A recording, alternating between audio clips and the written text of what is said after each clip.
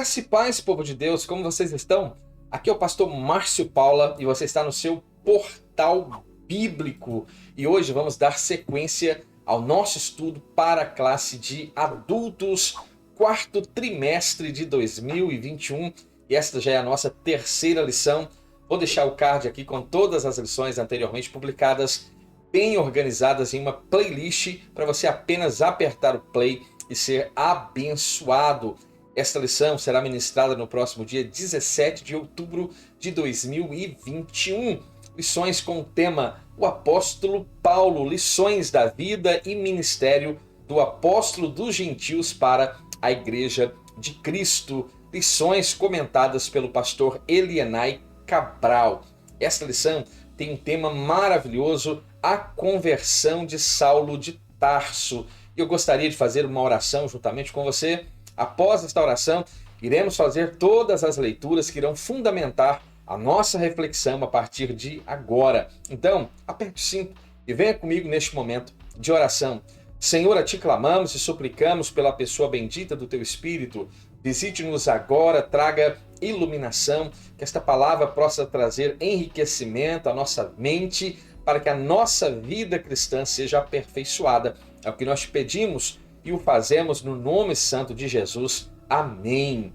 Antes de fazermos todas as nossas leituras, eu quero falar com você que está aqui pela primeira vez. Não saia sem antes se inscrever neste portal bíblico. Deixe o seu like abençoado, o seu comentário e seja abençoado através dos nossos conteúdos. E você que já faz parte dos mais de 740 inscritos neste portal, meu muito obrigado. Que o Senhor continue abençoando a sua vida e você tem total liberdade para continuar a compartilhar nossos conteúdos nas suas mídias sociais, eclesiásticas, abençoando quem você ama através de uma boa reflexão da palavra de Deus. Vamos então para as nossas leituras.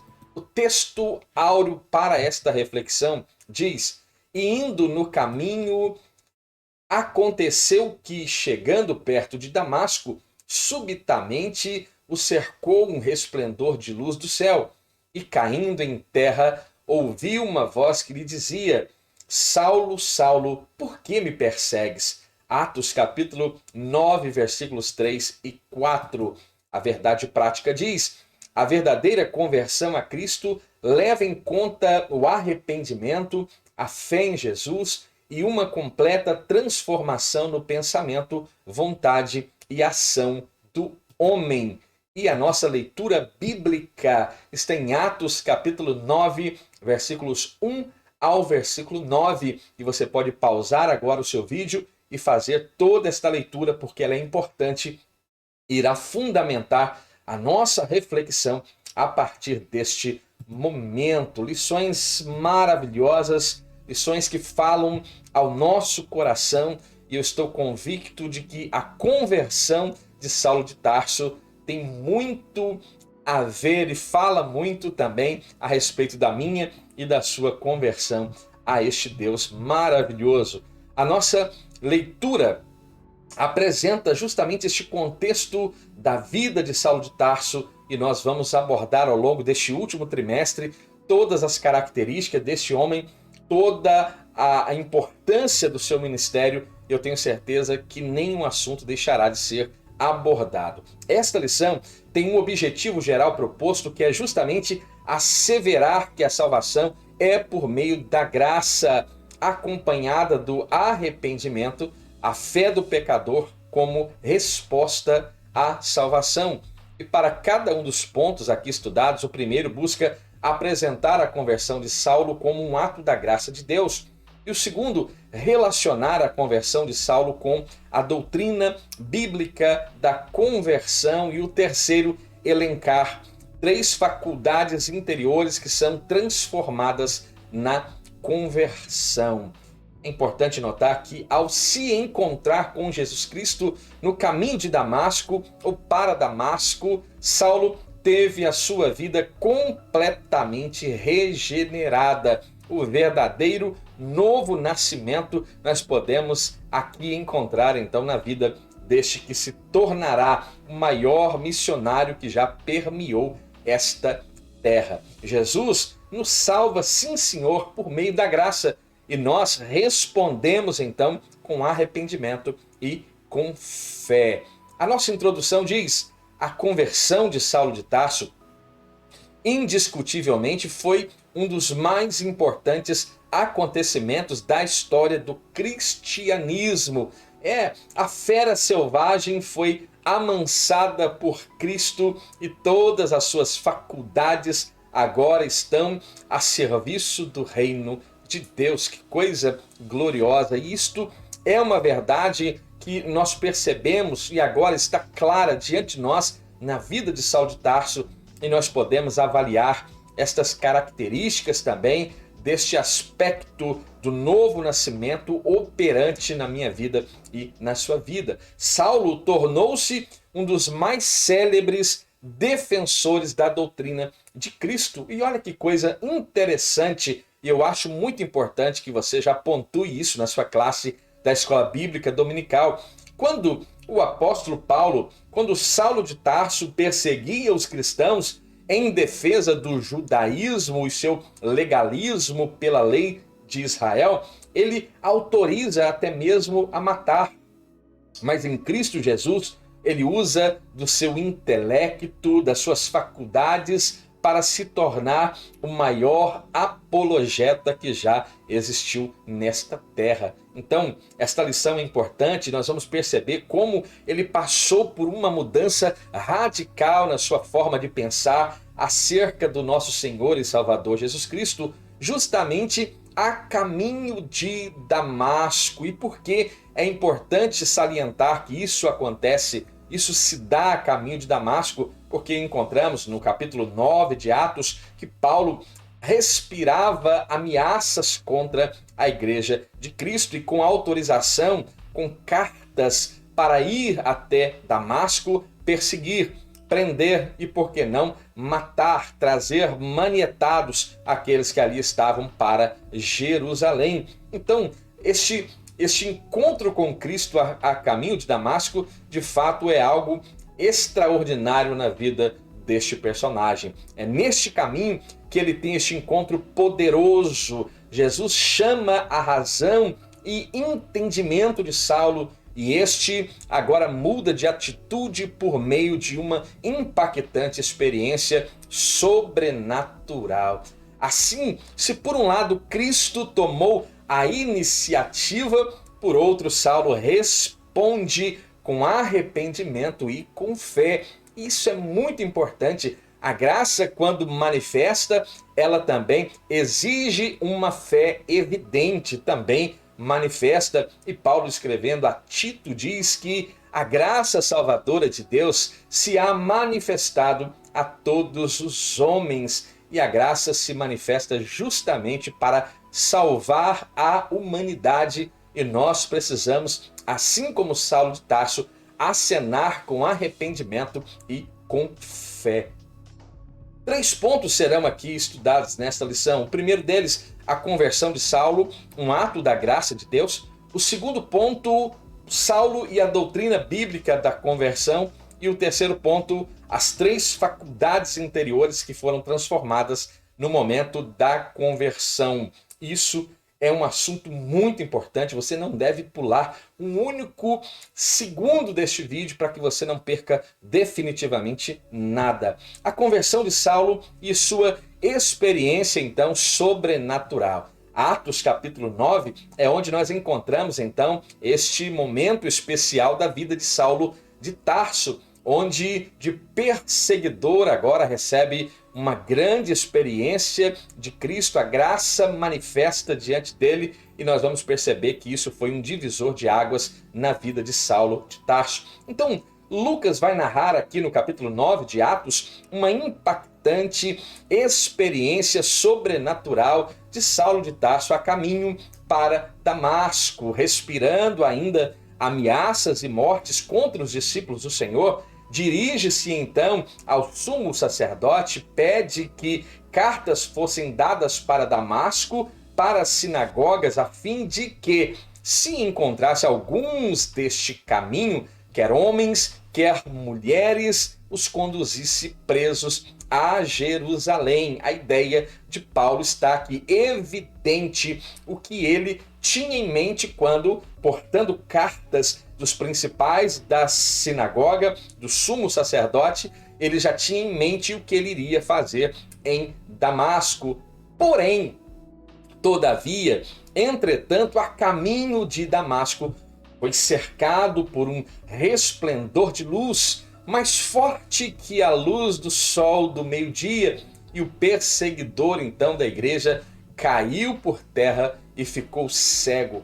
Se pelos argumentos racionais Saulo não ouviu sobre Jesus, o crucificado, a luz que ofuscou os seus olhos trouxe a voz do próprio Senhor, que o confrontou de uma forma impactante. Esta confrontação, ela vai gerar uma grande mudança e transformação na vida de Saulo de Tarso. Lembre-se, é impossível ser confrontado por Jesus e permanecer igualmente como anteriormente éramos. Quem tem um verdadeiro encontro com Cristo, haverá uma mudança imediata em sua vida e em sua conduta de vida. Então veja, a confrontação era: Saulo, Saulo, por que me persegues? Por que você está perseguindo a minha igreja? Por que está perseguindo a mim? Atos nos apresenta esta verdade, Atos capítulo 9. Então entenda que a luz que cegou Saulo de Tarso já abriu a sua mente para Saulo entender que ali, naquele momento, naquela mesma hora, já havia alguém com maior autoridade que ele, Saulo de Tarso, e por isso ele vai responder dizendo: quem és, Senhor? E disse então o Senhor: eu sou Jesus a quem persegues. Duro é para ti recalcitrar contra os aguilhões. Atos capítulo 9, versículo 5. A sua ida para Damasco, o perseguidor tinha justamente a intenção de acabar de uma vez por todas com os seguidores de Cristo Jesus. Mas o seu intento caiu por terra e agora percebemos que, surpreendido por uma experiência sobrenatural, ele vai perceber que é impossível lutar contra esta força gloriosa que emana de Cristo Jesus. Esta experiência sobrenatural transforma o caráter, a mente, o intelecto de Paulo, de modo que ele está vivendo algo jamais vivido até então. Segundo o seu próprio testemunho, ele mesmo fala: o perseguidor viu literalmente a pessoa de Jesus, o ressurreto, que o despojou do seu ego arrogante, da sua natureza arrogante. E nessa visão, Saulo justamente pôde compreender quem era Jesus e a sua obra redentora no Calvário. O perseguidor agora não perseguiria mais, e vamos perceber ao longo do ministério de Paulo que ele passa e é em muitas ocasiões ser perseguido. A iniciativa de Jesus para transformar a mente de Saulo. O impacto daquela visão resplandecente no caminho de Damasco vai justamente tomar Saulo de surpresa. Ele não estava preparado para aquela experiência, e sob o efeito do sucesso em Jerusalém, e o sucesso aqui está relacionado à perseguição contra os seguidores de Jesus. Percebemos que anteriormente as narrativas em Atos vão justamente nos mostrar a morte do primeiro mártir da igreja, o diácono chamado Estevão. Então agora, imbuído de uma coragem irracional e também relacionando-se muito bem com a casta sacerdotal, ele possuía cartas brancas das principais autoridades religiosas de Jerusalém para perseguir os seguidores de Jesus, com o mesmo rigor, porém agora em Damasco. Entretanto, dada a dureza do coração de Saulo de Tarso, o Senhor tomou a iniciativa de sacudir as suas estruturas, a sua estrutura física, psicológica e espiritual, agindo pessoalmente na sua direção. Isso é algo glorioso e é justamente nisso que a graça pode ser definida. Se nós podemos definir a graça, podemos assim defini-la. A iniciativa de Deus para resgatar a humanidade. E isso causa grandes mudanças mesmo em todas as nossas faculdades, em todas as áreas da nossa vida, em todas as áreas da vida do indivíduo. A graça sacode a nossa vida e torna a nossa vida muito melhor do que for outrora. E isso é para a glória do nome do Senhor. É a graça salvadora manifesta a Saulo, como também um dia manifestou a mim e também manifesta foi a sua vida. Na carta aos Efésios, no capítulo 2, no versículo 8, ele diz, o apóstolo dos gentios agora, inspirado pelo Espírito Santo, diz que pela graça sois salvos por meio da fé. Isso não vem de vós, é dom de Deus. Na epístola a Tito, ele diz aquele texto que já fora citado aqui, porque a graça de Deus, se há manifestado trazendo salvação a todos os homens. Então podemos entender que o ponto de partida da experiência de salvação de todos os homens está diretamente ligado à graça. E quando falamos de graça, falamos de Cristo, que é sem sombra de dúvida a personificação desta graça. Entendemos não haver outro meio para ser salvo senão em Cristo, como já dito por ele mesmo, o nosso meigo Messias. Eu sou o caminho, a verdade e a vida, e ninguém vem ao Pai senão por mim ou através de mim. Veja, esse é justamente o favor imerecido de Deus, em que sua justiça é justamente satisfeita na morte expiatória de Jesus. E aqui vale salientar uma coisa muito interessante, porque quando falamos de expiação, expiação quer dizer cobrir, expiar, reconciliar, pacificar.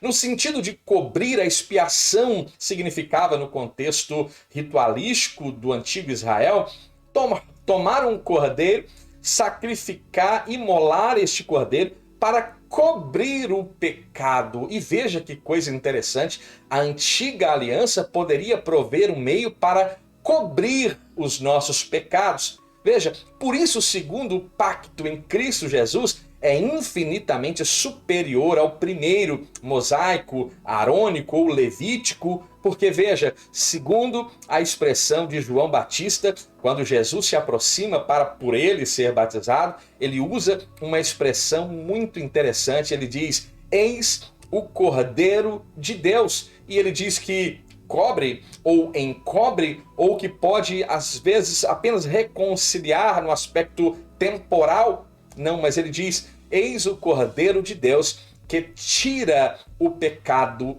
do mundo. Então, diferentemente de uma oferta sacrificial que poderia encobrir o pecado, em Cristo temos a remoção plena destes pecados, absolutamente limpos, regenerados, justificados através do sacrifício bendito de Cristo Jesus. Isso é ou não é algo glorioso? Aqui o mérito todo não é meu, não é seu, o mérito é todo de Cristo Jesus. Aos Romanos, o apóstolo Paulo escreve, porque todos pecaram e destituídos estão da glória de Deus, sendo justificados agora gratuitamente pela sua graça, pela redenção que há em Cristo Jesus. Então, quando falamos de graça, falamos daquele que é a personificação da graça. Eu falo de Cristo Jesus. Ou seja, é o favor outorgado por Deus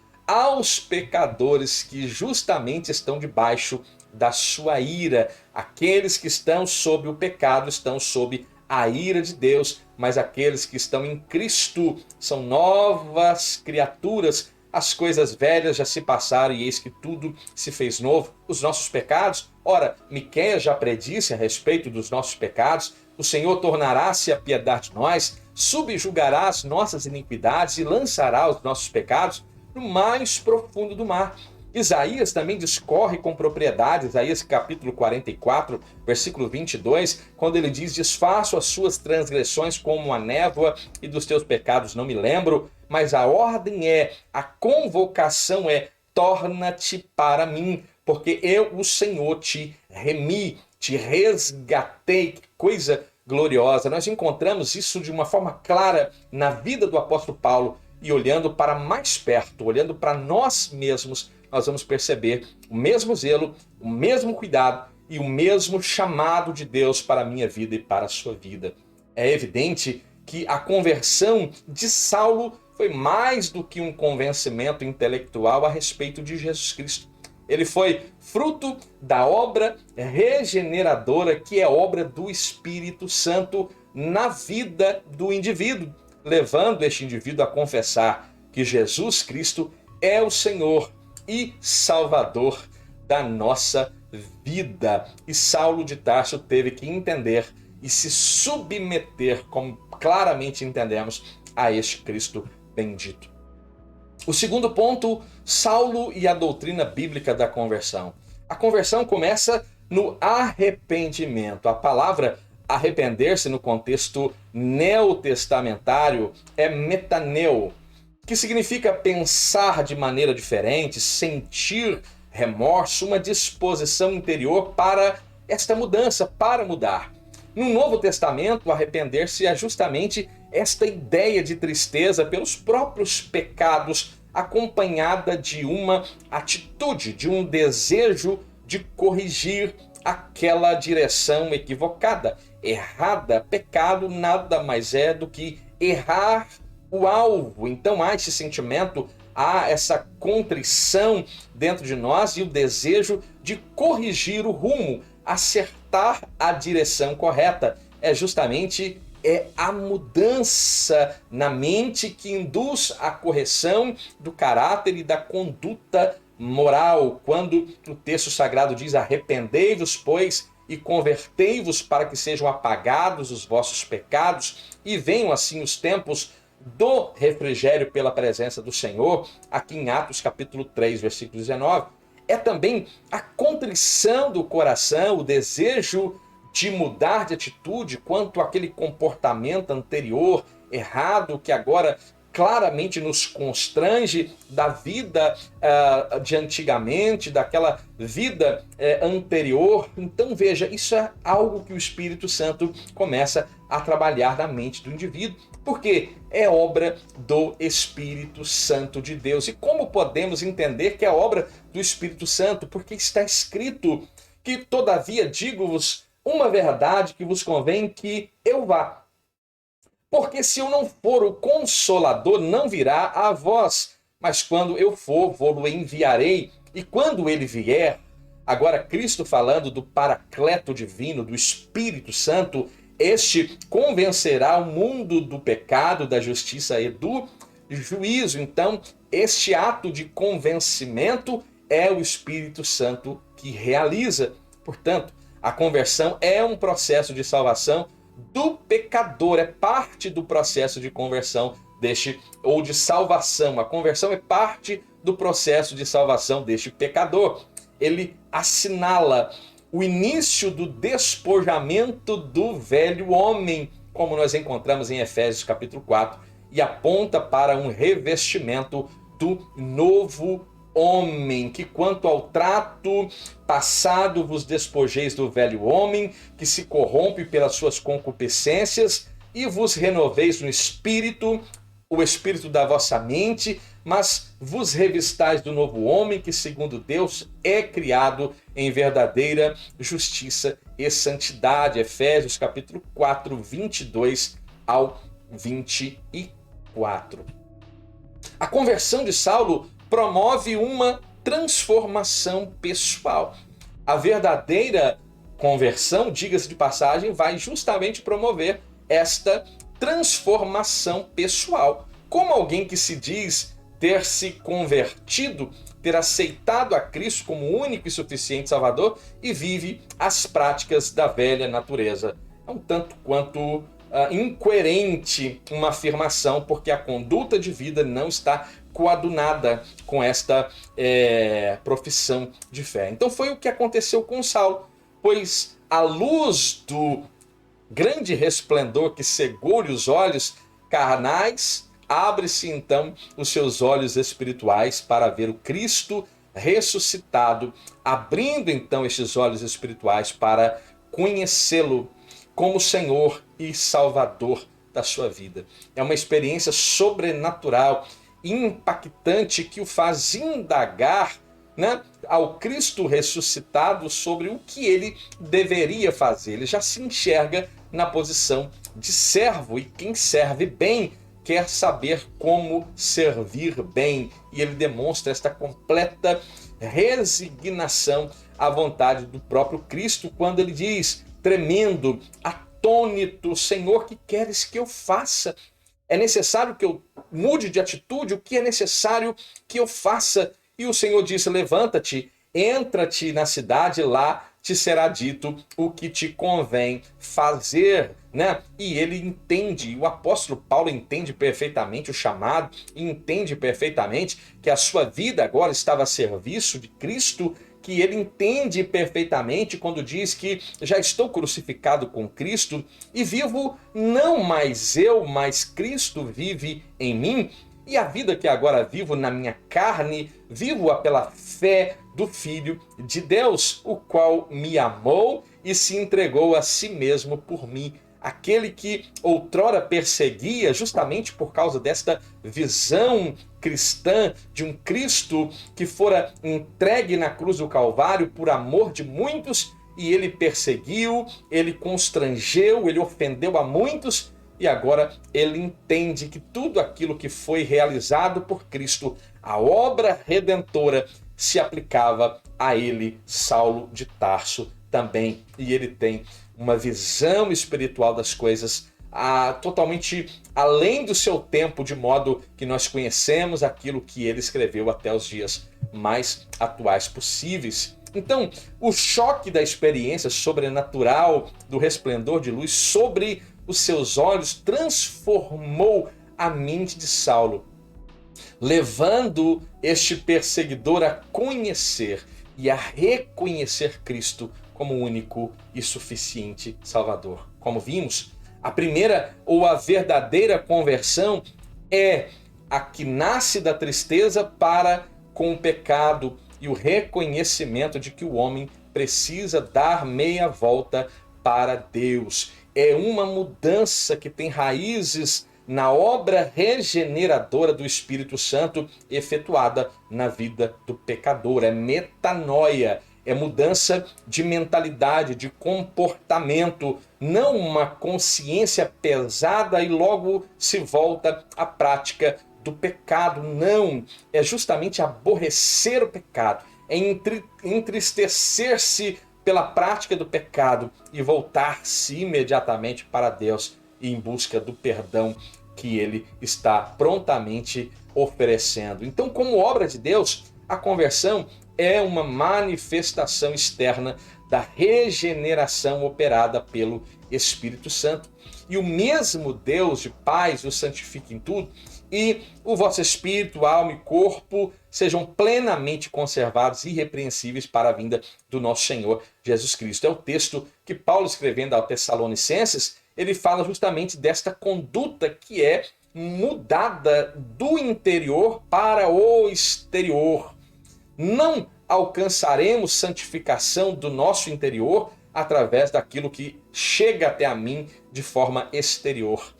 Então nós recebemos esta santificação no nosso homem interior e a partir dali esta santificação é expressa através do nosso corpo físico.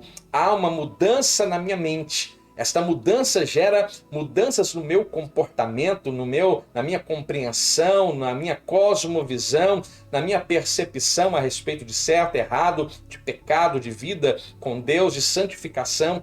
E todas estas coisas começam a cooperar para o bem meu e teu, daqueles que temem a Deus e que foram chamados pelo seu decreto.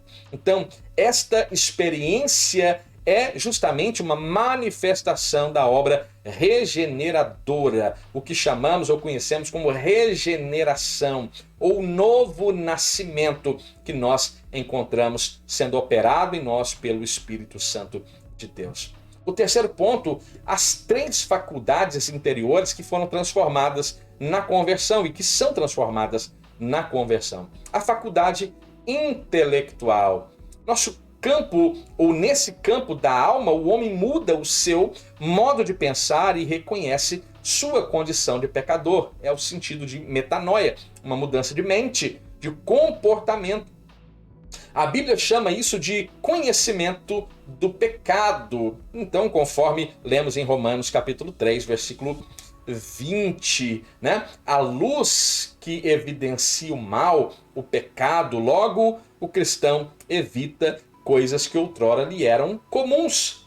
As habilidades intelectuais, cognitivas de Paulo foram potencializadas, eu não tenho dúvida alguma disso, foram potencializadas para serviço do reino de Deus, visto o que ele se torna o maior teólogo e autor, inspirado pelo Espírito Santo, diga-se de passagem, de quase 70% do volume literário do Novo Testamento. A obra do Espírito Santo na vida de Saulo de Tarso foi algo glorioso, algo extraordinário.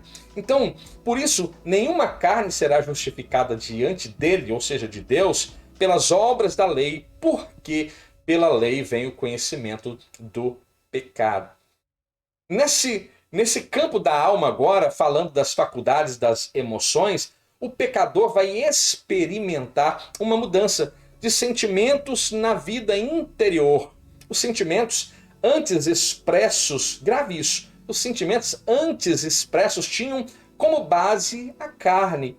Os sentimentos antes expressos tinham como base a carne. Aos Gálatas, este mesmo Paulo vai pontuar o que ele chama de obras da carne, ao passo que agora em Cristo Jesus, esta nova criatura regenerada, né? Agora sofrendo todas as mudanças que esta obra regeneradora que o Espírito Santo traz, né? Vai começar a expressar o quê? Vai expressar aquilo que o Espírito Santo produz, o que Paulo denomina como fruto do Espírito. Gálatas capítulo 5, 22. A verdade é que só podemos exteriorizar o que temos em fartura dentro de nós e o que nós temos expressado, o que temos demonstrado através da nossa vida diária, da nossa rotina de vida ou da nossa vida cristã. É importante que nós tiremos um tempo para esta reflexão e aplicação pessoal. Então, nós só podemos agora comunicar com alguém aquilo que de fato temos em abundância dentro de nós. Então, onde se manifesta a tristeza pelo pecado contra um Deus santo e justo? Em 2 Coríntios capítulo 7, 10 está escrito: porque a tristeza de Deus, porque a tristeza segundo Deus opera arrependimento para a salvação, da qual ninguém se arrepende. Mas a tristeza do mundo opera a morte, porque não há arrependimento. A tristeza do mundo é só um sentimento, uma consciência pesada, um remorso por ter praticado algo que não agrada à sociedade ou à família e logo estão praticando as mesmas coisas. Um círculo vicioso, um abismo atraindo outro abismo. Então, no Antigo Testamento, o salmista Davi demonstra tristeza pelo seu pecado. E quando ele sente tristeza pelo seu pecado, ele roga a Deus por misericórdia. Tem misericórdia de mim, ó Deus, segundo a tua benignidade. Apaga as minhas transgressões segundo a multidão das tuas misericórdias. E a própria palavra diz que aquele que confessa e deixa, ou seja, houve essa tristeza do arrependimento e agora há um arrependimento genuíno e agora a prática do pecado é aborrecida e deixa, alcança misericórdia, ao passo que aquele que encobre as suas transgressões jamais prosperará. Outro ponto é a faculdade da vontade. Se o homem está convencido em seu intelecto e sentimento a respeito do seu pecado, resta-lhe agora exercer a sua vontade. O pecado agora pode pensar, desejar, ou melhor dizendo, o pecador agora pode pensar, desejar, fazer o que deve ser feito, tudo para a glória de Deus. Quanto ao mais, irmãos, tudo que é verdadeiro, tudo que é honesto, tudo que é justo, tudo que é de boa fama, tudo que é puro, tudo que é amável, se há alguma virtude e se há algum louvor nisso, pois é nessas coisas que você deve pensar, Paulo escrevendo aos irmãos Filipenses, capítulo 4, versículo 8. Então, como imagem de Deus, agora o homem foi dotado com a faculdade de escolher livremente. Entretanto, infelizmente, o pecado continua a fazer separação entre a vontade do homem e a de Deus. Por isso que o Espírito Santo atua justamente para convencer o homem do pecado, da justiça e do juízo, para então tornar a unir a sua vontade com a de Deus. Há uma teoria que afirma que o homem perdeu completamente o livre arbítrio por ocasião do pecado, o que nós não concordamos e refutamos por certo essa ideia.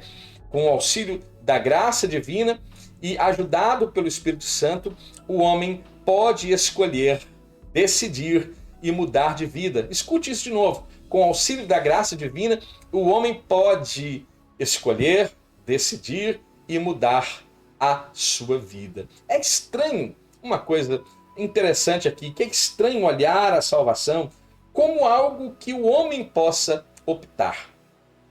Veja, por quê? É como se Deus deixasse o homem decidir sobre o seu futuro ou seu destino eterno. Pois é sobre isso que falamos quando falamos de graça. Deus amou o mundo de tal maneira que deu o seu Filho unigênito para que todo aquele que nele crê, veja, é importante que creiamos, precisa crer.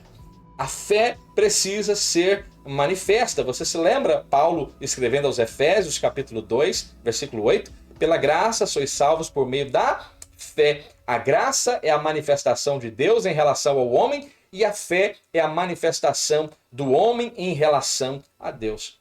Então veja que coisa interessante. Na eternidade, aqueles que estarão perdidos, longe de Deus, eles sequer poderão culpar Deus por estarem em um momento de tanto terror e pavor, porque o Senhor proveu a graça e o Senhor permitiu que estes optassem em admitir a graça ou rejeitar a graça.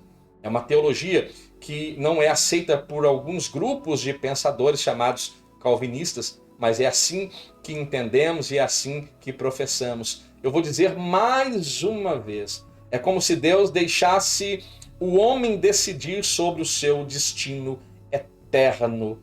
Porque está escrito, porque Deus amou o mundo de tal maneira que deu o seu Filho unigênito para que todo aquele que nele crê, e crendo, não perecemos, mas temos vida abundante, vida eterna. A conversão de Saulo foi provocada pelo impacto da resplendor de luz que ofuscou a sua visão e obrigou-o a reconhecer que não podia mais lutar contra Cristo. É duro recalcitrar contra os aguilhões. A conversão, portanto, é uma obra divina que o homem responde com arrependimento e com fé. Na conversão, a soberania de Deus caminha imediatamente de mãos dadas, com a responsabilidade humana. E nós temos uma grande responsabilidade. Precisamos acenar positivamente para esta graça